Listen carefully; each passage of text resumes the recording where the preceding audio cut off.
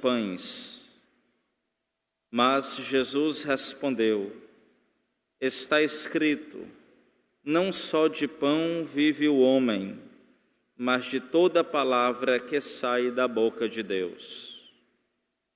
Então, o diabo levou Jesus à cidade santa, colocou-o sobre a parte mais alta do templo e lhe disse: se és filho de Deus, lança-te daqui abaixo, porque está escrito, Deus dará ordens aos seus anjos a teu respeito, e eles te levarão nas mãos, para que não tropeces em alguma pedra. Jesus lhe respondeu: também está escrito, não tentarás o Senhor teu Deus. Novamente, o diabo levou Jesus para um monte muito alto, mostrou-lhe todos os reinos do mundo e sua glória. E lhe disse: eu te darei tudo isso, se te ajoelhares diante de mim para me adorar. Jesus lhe disse: vai-te embora, Satanás, porque está escrito, adorarás ao Senhor teu Deus, e somente a Ele prestarás culto. Então o diabo o deixou, e os anjos se aproximaram e serviram a Jesus. Palavra da salvação. Glória a vós, Senhor.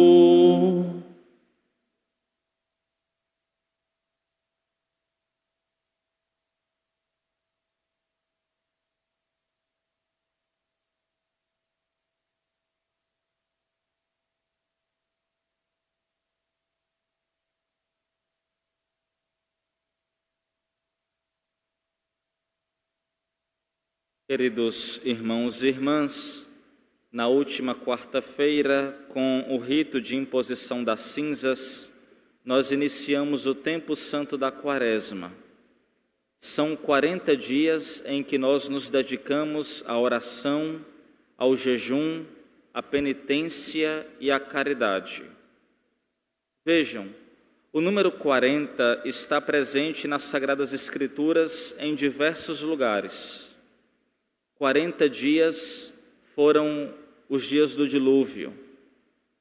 40 anos foi a peregrinação do povo de Israel rumo à terra prometida.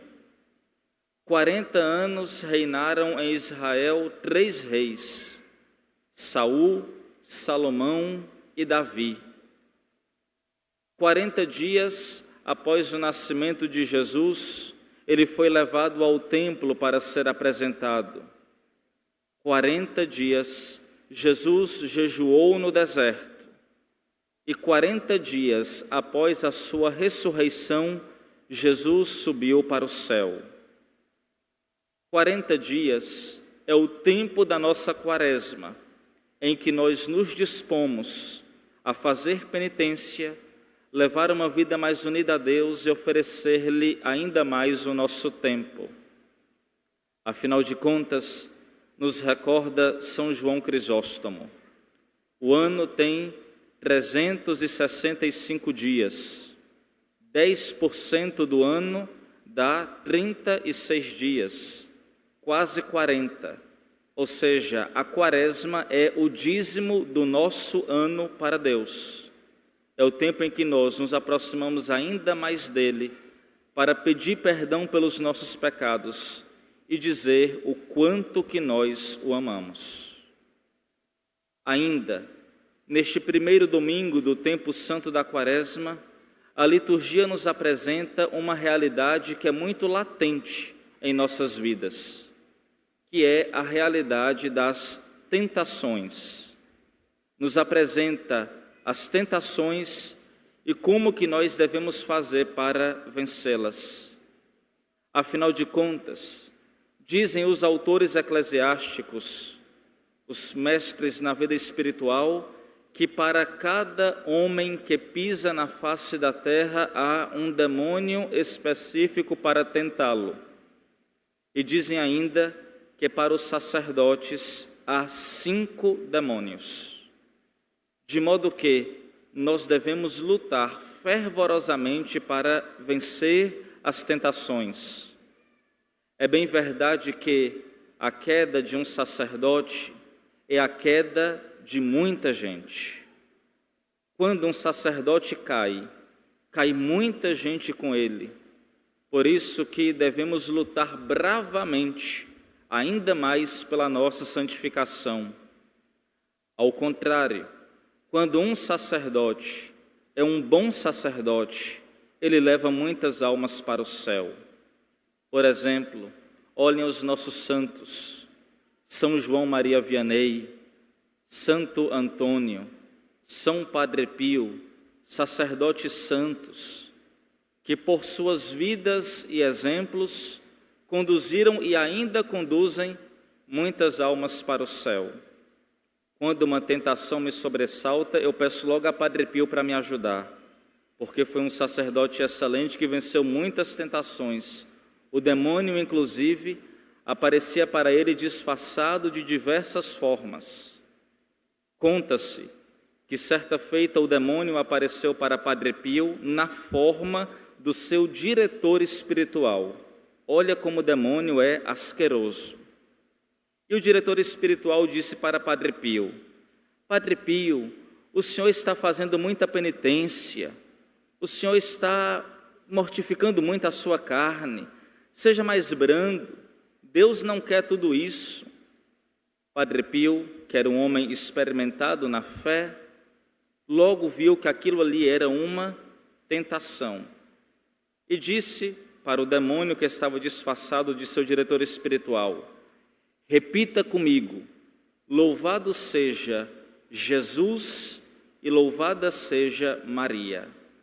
Nesta hora o demônio fugiu, porque o demônio pode fazer tudo, menos abrir a boca para louvar a Deus.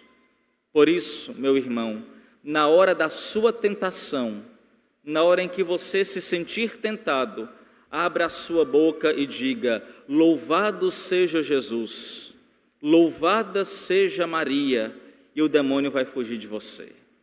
Porque o demônio não resiste àquelas almas santas que se unem a Deus. E se a tentação for grande, grite ainda mais alto: louvado seja Jesus, louvada seja Maria, e o demônio fugirá. Meus irmãos, a tentação e o demônio sempre se apresentam diante de nós como coisas muito boas. Claro, se o demônio aparecer diante de nós tal qual ele é, horrível, asqueroso, sujo, fétido, nós vamos sair correndo. As tentações, elas sempre aparecem diante de nós muito boas e muito doces. Mas aqui já devemos fazer 2 considerações. A primeira delas: com o demônio e com a tentação não se dialoga. Não converse com o demônio. Não dialogue com a tentação. Ah, mas será que Deus vai mesmo olhar para isso? Será que Deus se importa que eu coma uma coisinha a mais? Será que Deus se importa com o meu olhar um pouco mais sensual para determinada coisa, objeto ou pessoa? A primeira astúcia do demônio é dizer que Deus não se importa com isso, que Deus não se importa com você. E ainda diz: Deus está muito ocupado com outras coisas para se importar comigo. Ora, meus irmãos, Deus ele é onipresente, onisciente, onipotente, ele se importa com tudo, com todos, ao todo tempo e sem se cansar. Somente Deus é assim. Adão e Eva estavam no paraíso criado por Deus. Era o paraíso terrestre. E Deus fez todo o paraíso terrestre para que Adão e Eva pudessem desfrutar. No entanto, Deus disse a eles: desta árvore não comereis. Deus deu tudo para eles e disse: somente desta não comereis. O demônio, ao nos tentar, ele sempre mente. Lembrem-se, ele é o pai da mentira. E ele nos tenta com coisas que ele não nos pode dar. O demônio nos promete felicidade, mas ele não pode nos dar felicidade. Só quem nos pode dar felicidade é Deus. O demônio nos promete poder. Poder ele também não pode nos dar. Só quem pode dar poder é Deus. Lembrem-se na Escritura, quando Jesus está diante de Pilatos, o que é que Pilatos diz? Você não sabe que eu tenho o poder de lhe soltar e de lhe prender? O que é que Jesus lhe responde? Nenhum poder lhe seria dado se não viesse do alto.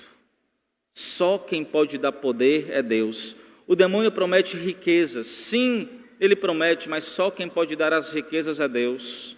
Afinal de contas, só Deus ele é rico o suficiente para nos dar.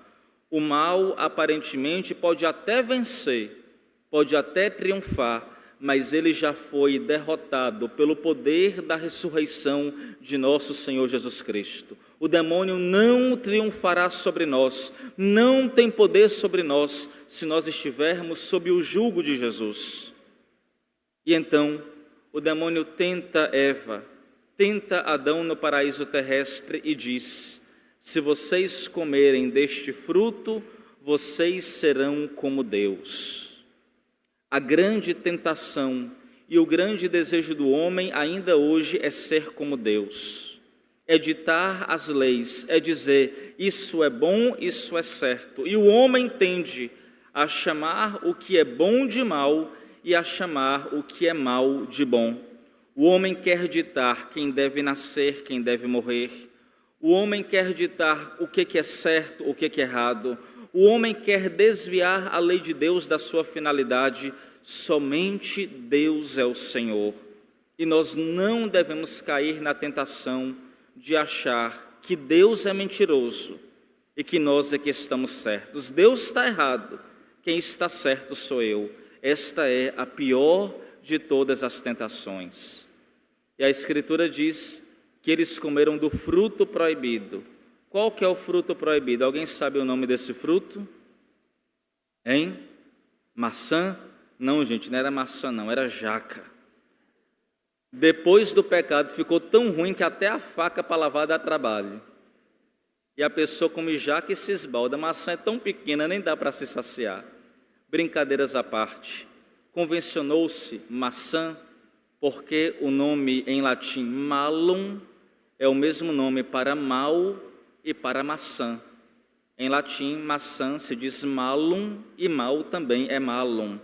Como na nossa língua portuguesa, que manga é manga fruta e manga é manga da camisa, por exemplo. E então se convencionou que este fruto ele é mau. Este fruto proibido ele é mau por essência. O pecado é sempre um mal. E da desobediência de nossos primeiros pais, nós herdamos a derrota do pecado e o fruto do pecado, que é a morte. No entanto, para matar a morte e para destruir o pecado, nosso Senhor Jesus Cristo foi conduzido após o seu batismo, antes de iniciar a sua vida pública, para o deserto. E ali no deserto, a 8 quilômetros da cidade de Jerusalém, Jesus foi tentado. Poderíamos, meus irmãos, nos perguntar, por quais razões Deus permite que nós sejamos tentados? Não seria muito mais fácil nós sermos santos se nós não fôssemos tentados?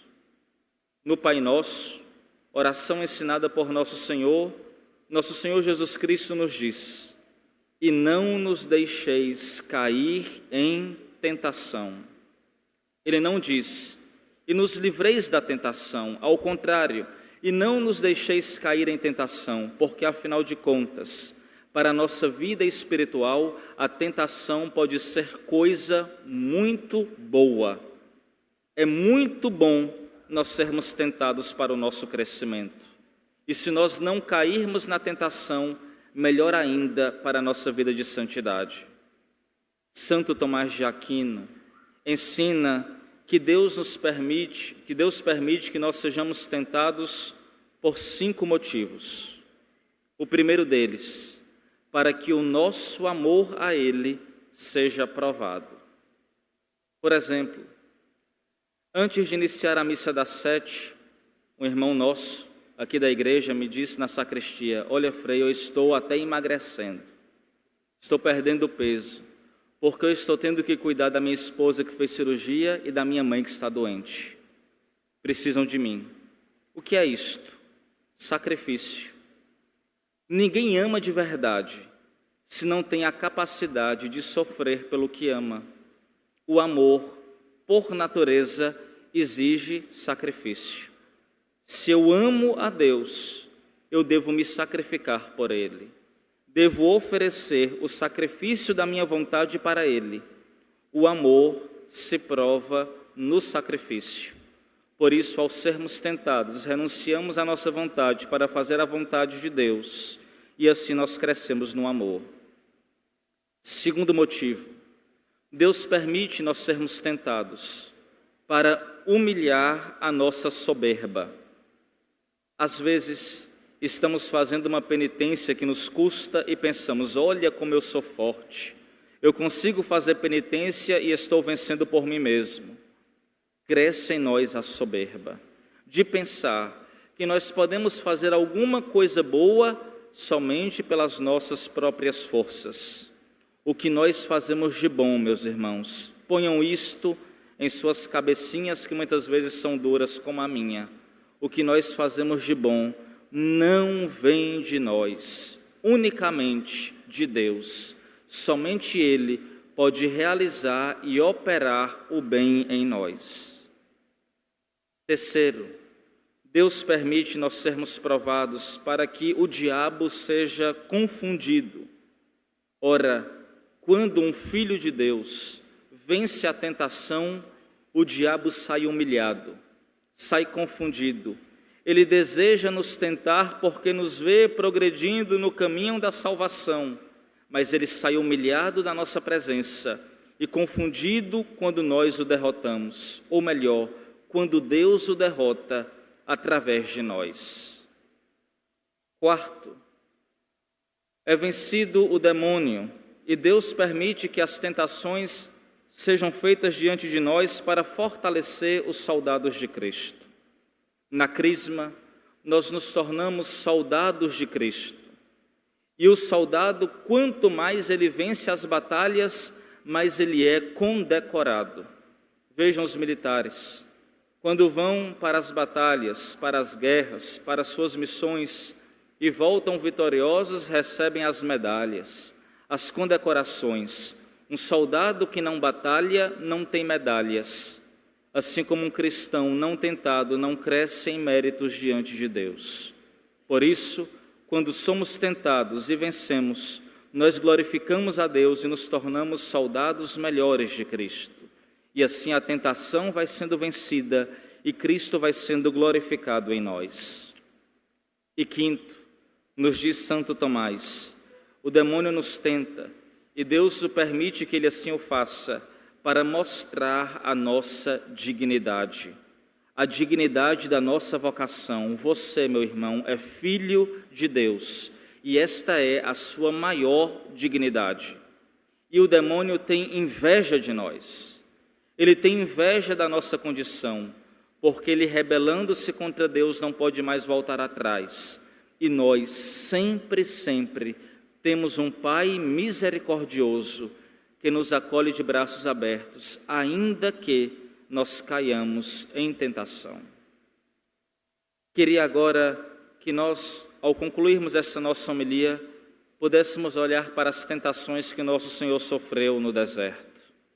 Vejam, a primeira tentação sofrida por Jesus foi depois dele ter jejuado 40 dias e 40 noites, ele sentiu fome. E o demônio o tentou. Qual foi a tentação? O demônio disse a Jesus: olha para estas pedras. Você não está com fome? Transforme-as em pão. Dizem os estudiosos que as pedras do deserto tinham uma determinada aparência com pães. Eram grandes, eram amareladas e brilhantes, tal como os pães na época de Jesus. O demônio tenta Jesus com a sua onipotência. E vejam, a esta altura, o demônio não sabia que Jesus era Deus. Por isso que o demônio diz: se tu és o Filho de Deus, transforme estas pedras em pães. O demônio quer ouvir de Jesus aquilo que ele é, e Jesus não diz, porque com o demônio nem com a tentação se dialoga. E então Jesus dá uma resposta que todos nós conhecemos. O que Jesus diz? Digamos juntos: não só de pão vive o homem, mas de toda palavra que sai da boca de Deus. Assim, meus irmãos, nosso Senhor é tentado com o pecado da gula, com os prazeres sensoriais. E para nós vencermos este pecado, o remédio para ele é o jejum. Para vencermos a gula e os prazeres sensoriais, o remédio é o jejum. Por isso, se você sofre alguma tentação contra a sua pureza, tentação de gula, tentação de apetites sensoriais, ou seja, o que se sente com o corpo, o remédio é o jejum. Nosso Senhor nos diz que o jejum vence vários males e expulsa vários demônios. Se Eva lá no paraíso tivesse feito o jejum e não tivesse comido aquela perdida da fruta, hoje nós estaríamos na graça. Mas como ela não fez jejum e comeu, nós recebemos a condenação. Maldita gula de Eva, que nos trouxe a herança do pecado. Mas maldita gula de Eva, que nos mereceu tão grande Salvador, nosso Senhor Jesus Cristo. O jejum vence os apetites sensuais e a gula. A segunda tentação: o demônio levou Jesus ao alto do templo de Jerusalém e disse: lança-te daqui para baixo. E olha como que o demônio tenta a Jesus, porque está escrito: o Senhor dará uma ordem aos teus anjos para te guardarem em todos os teus caminhos. Sabe onde que isso está escrito? Está lá no Salmo 90, que está empoeirado na Bíblia de muita gente em casa, que fica aberto o dia inteiro só nesse salmo. E a gente sabe até de cor: aquele que habita no esconderijo do Altíssimo e vive à sombra do Senhor Onipotente, diz ao Senhor: somente vós sois meu Senhor, e por aí vai. Parece que a Bíblia só tem essa página. Não, gente, tem mais de 1000, viu? Pode passar pelas outras, que também tem muita coisa bonita lá. O demônio tenta Jesus com o Salmo 90. O demônio, ele sabe da Bíblia. Não se iludam, o demônio não é burro, não. Ele é astuto. E ele tenta Jesus com a própria palavra de Deus. Mas Jesus, ao não dialogar com a tentação, Jesus diz: também está escrito: adorarás somente ao Senhor teu Deus. Esta tentação, meus irmãos, é a tentação da vanglória. É a tentação de nós querermos ter uma glória além daquilo que nós temos e somos. Para esta tentação da vanglória, se vence com a oração. Por isso, a alma que se coloca em estado de oração diante de Deus, sabe que somente a Deus deve ser tributada a glória. E a terceira tentação: o demônio leva Jesus para um ponto bem alto e mostra para ele todos os reinos da terra. E o demônio diz a Jesus: se te prostrares diante de mim e me adorares, eu te darei tudo isso. Olha mais uma vez o que eu disse na homilia há pouco: o demônio promete aquilo que ele não pode dar. O demônio não podia dar ao rei do céu e da terra todos os reinos do mundo. Afinal de contas, tudo é de Deus, todos os reinos são de Deus e não são do demônio. E aqui a grande tentação é o poder, a avareza. Meus irmãos, para os homens conseguirem poder, eles fazem tudo. Se vendem, se prostituem, vendem a alma para o diabo para conseguirem o poder. Isso é muito presente em nossa sociedade. Isso é muito presente em nós. Eu não vou dar aqui exemplos, mas em breve, talvez, vocês por si mesmos verão muitos exemplos para conseguir o poder. Os homens se vendem até mesmo a sua dignidade, a sua honestidade para conseguirem o poder. E o poder e a avareza são vencidos pela esmola. Devemos dar esmola. É tão triste quando nós caímos no consumismo e fazemos das coisas o nosso Deus. Aí está lá a mulher em casa estressada com o marido, cuspindo fogo. Aí fala, me dê seu cartão de crédito que agora eu vou no shopping. Aí vai a mulher no shopping, pega o cartão de crédito do marido, compra mais de 40 pares de sapatos, sendo que ela só tem 2 pés. Aí volta para casa feliz porque tem 40 pares de sapatos novos e parece que isso é a alegria do coração dela. Antes de usar os 40, já enjoou de 30, jogou fora e quer comprar mais. Porque nada neste mundo sacia o coração do homem a não ser Deus.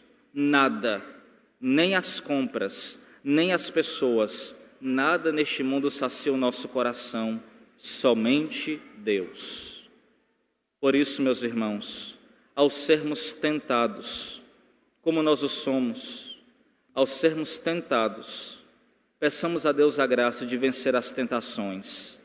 Lembrem-se, com a tentação não se dialoga. Corra da tentação. E eu vou correr para onde, Frei? Corra para os pés daquele que pode te livrar da tentação, nosso Senhor Jesus Cristo. Olha, meus irmãos, uma última coisa para concluir esta homilia. Acredito que, assim como eu, todos vocês escolheram alguma coisa nesta quaresma para fazer penitência, lá na sua comida, no seu dia a dia, na sua refeição. Quem não escolheu, dá tempo ainda, escolha hoje. Eu já escolhi a minha, e olha que eu nem disse a ninguém. Mas já apareceu essa coisa que eu escolhi, já brotou na minha frente umas 4 vezes, nunca brota. Mas só porque eu escolhi não comer, está aparecendo. Eu falo, meu Deus, é tentação mesmo. Nós somos tentados. Mas olha, pela graça de Deus, até hoje eu não caí não, viu? Espero concluir os 40 dias da quaresma sem cair. Lute, meu irmão. Lute. Lute contra a tentação. O que lhe é oferecido de mal pode ser até uma maravilha. Nunca é, não se esqueça, nunca é. O pecado nunca compensa, nem aqui neste mundo, nem na eternidade. O pecado traz sérias consequências, tanto neste mundo, pior ainda na eternidade. Por isso, não dialogue com o demônio, não dialogue com o pecado, e diga sempre, louvado seja Jesus, louvada seja Maria, fuja da tentação e o Senhor lhe dará no céu o prêmio daqueles que nele triunfaram, que nele são vitoriosos.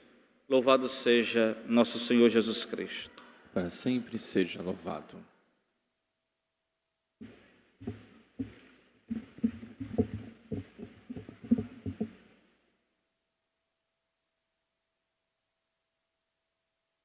Creio em Deus Pai Todo-Poderoso, Criador do céu e da terra, e em Jesus Cristo, seu único Filho, nosso Senhor, que foi concebido pelo poder do Espírito Santo, nasceu da Virgem Maria, padeceu sob Pôncio Pilatos, foi crucificado, morto e sepultado,